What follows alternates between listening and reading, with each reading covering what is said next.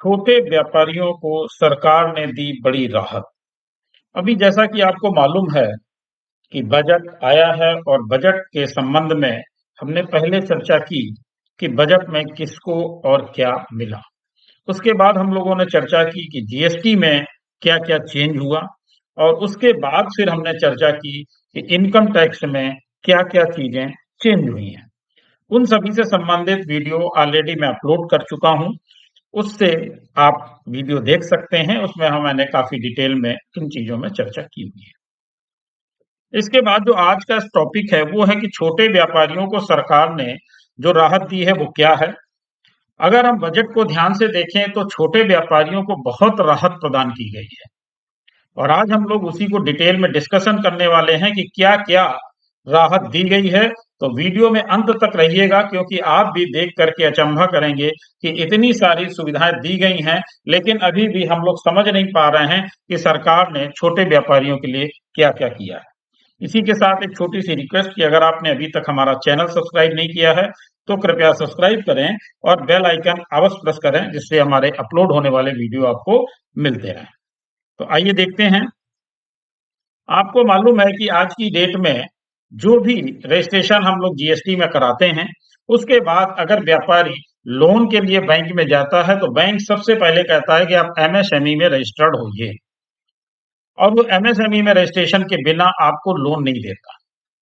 तो आपको ये जानकारी मैं दे दूं कि अगर आपने अभी अपना एमएसएमई रजिस्ट्रेशन नहीं कराया है तो जरूर से जरूर कराएं क्योंकि सरकार की जितनी भी सुविधाएं हैं वो आपको इसी माध्यम से मिलने वाली हैं। और अगर आप लोन लेते हैं तो लोन में भी जो छूटें हैं वो आपको कैसे मिलेंगी तो इसके संबंध में मैंने पहले भी वीडियो बनाए हैं और संक्षिप्त में मैं इसमें भी चर्चा करने वाला हूं। इसलिए आपसे रिक्वेस्ट है कि अंत तक रहिएगा जिससे आपको बहुत सारी चीजें पता चलने वाली हैं। बहुत से लोगों के मन में ये विचार है कि ये जो सुविधाएं ये केवल एमएसएमई सेक्टर्स वालों के लिए हैं लेकिन एमएसएमई अब लगभग सभी लोगों ने रजिस्ट्रेशन ले रखा और जिन लोगों ने नहीं लिया है उनको भी ले लेना चाहिए और उनको ये सारी सुविधाएं मिलने वाली हैं। तो देखिए बजट में इन्होंने रिलीफ फॉर एमएसएमईज के बारे में जो कहा वो क्या कहा। In case of failure by MSMEs to execute contracts during the Covid period 95% of the forfeited amount relating to bid or performance security will be returned to them by government and government undertakings. This will provide relief to MSMEs. तो कितनी बड़ी सुविधा इन्होंने दे दी। क्या दे दिया कि जब भी कोई एमएसएमई सेक्टर कोई भी बिड डालता है या कोई कॉन्ट्रैक्ट लेता है चाहे वो गवर्नमेंट का हो चाहे गवर्नमेंट अंडरटेकिंग में हो तो उसको एक परफॉर्मेंस सिक्योरिटी जमा करनी पड़ती है। जो परफॉर्मेंस सिक्योरिटी जमा की जाती है उसमें चूंकि समय से अगर आपने अपना कॉन्ट्रैक्ट पूरा नहीं किया है तो आपकी वो अमाउंट फॉरफीट कर ली जाती है। तो इन्होंने कहा कि उसमें से केवल और केवल 5% फॉरफीट की जाएगी, बाकी 95% आपको रिटर्न कर दी जाएगी। तो गवर्नमेंट ने देखिए कितनी बड़ी ये सुविधा दी है कि ओनली 5% जो कि बड़े आसानी से आप खुद भी चुकाने के लिए राजी हो जाएंगे कि 5% ले लीजिए, 95% हमें रिटर्न कर दीजिए। तो ये बहुत बड़ी सुविधा दी गई है। इसके अलावा क्या दिया इन्होंने, entity DigiLocker. An entity DigiLocker will be set up for use by MSMEs, large business and charitable trusts. This will be towards storing and sharing documents online securely whenever needed with various authorities, regulators, banks and other business entities. तो MSME sector के लिए इन्होंने ये और बात कह दी कि आप जो है डिजी लॉकर का प्रयोग कर लीजिए। अब देखिए इसकी फायदे क्या क्या हैं। जब भी आप बैंक में जाते हैं बैंक कहता है हमें ये डॉक्यूमेंट्स चाहिए लोन प्रोवाइड करने के लिए। तो जब भी आप जाते हैं तो वो जो डॉक्यूमेंट्स हैं वो अगर आप अपने डिजी लॉकर में एक बार सेव कर लेंगे तो फिर आपको बार बार उन्हें डॉक्यूमेंट्स देने की जरूरत नहीं पड़ेगी। आप उनको यहीं से डॉक्यूमेंट्स को शेयर कर सकते हैं ऑनलाइन सिक्योरली, यानी sharing documents online securely when ever needed, जब कभी भी आपको जरूरत है।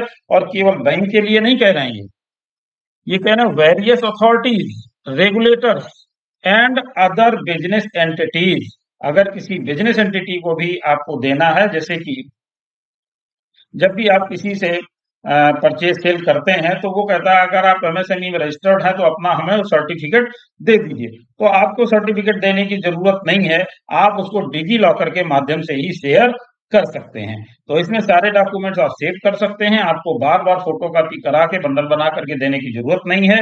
ऑनलाइन सिक्योर भी रहेगा और ये गवर्नमेंट का ही ऐप है। तो ये छोटे व्यापारियों को बहुत अच्छी सुविधा दी गई, इसका प्रयोग जरूर से जरूर करें, जिससे आपको डॉक्यूमेंट्स के बंधन से छुटकारा मिल जाए और ये सब जगह आप इसको यूज कर सकते हैं। इसके अलावा एक इन्होंने और सुविधा दे दी, क्या, credit guarantee for MSMEs. Last year I propose revamping of the credit guarantee scheme for MSMEs. I am happy to announce that the revamped scheme will take effect from 1st April 2023 through infusion of 9,000 crore in the corpus। यानी corpus में 1 अप्रैल 2023 से कितना fund देने वाले हैं? 9,000 करोड़ रुपए। This will enable additional collateral free guarantee.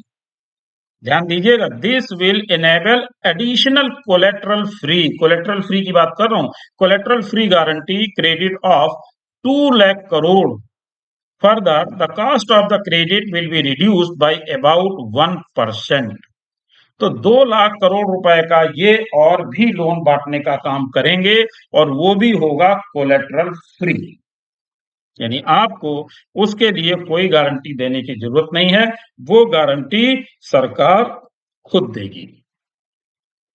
इसके बाद देखिए मेटल्स में क्या किया इन्होंने, to facilitate availability of raw materials for the steel sectors, exemption from basic customs duties on raw materials for manufacture of CRGO यानी steel, ferrous scrap and nickel cathode is being continued. तो ये भी इन्होंने इसको continue कर दिया है और बेसिक कस्टम ड्यूटी में एग्जम्पशन देने का भी काम करेंगे। और देखिए क्या दिया इन्होंने, 129 similarly the concessional BCD of 2.5% on copper scrap is also being continued to ensure the availability of raw materials for secondary copper producers who are mainly in the MSME sector।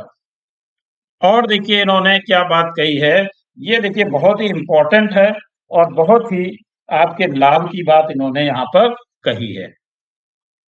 MSMEs and professionals, MSMEs are growth engines of our economy। क्या कहा है, MSMEs are growth engine of our economy।